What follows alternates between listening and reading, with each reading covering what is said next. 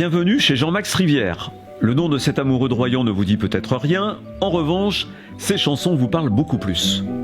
Sur la plage abandonnée, coquillages et crustacés.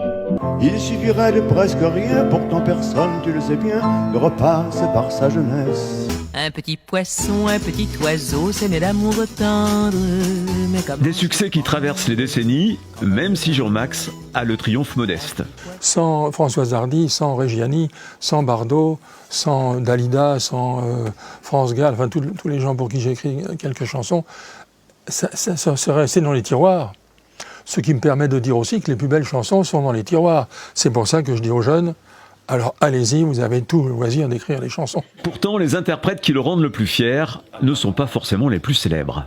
Si tu savais, quand on écrit 3 mots, et que dans la rue, à l'époque, parce que maintenant c'est de plus en plus difficile, tu avais des peintres en bâtiment ou des gens, des boulangers qui chantaient, tu vois, il y avait plein de gens qui chantaient, et que tu passes dans une rue et que tu entends une de tes chansons chanter. Alors là, tu as l'impression que le ciel te tombe sur la tête tellement ça fait plaisir.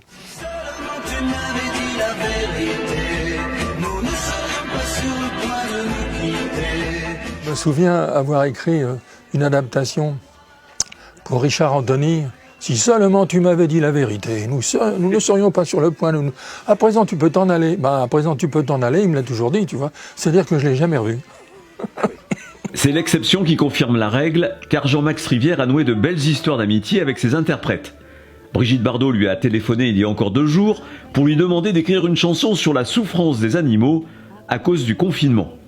Un confinement qui impressionne l'auteur de 82 ans. Il était 5h du soir, 17h, et avec ma femme, on se promenait donc dans Royan.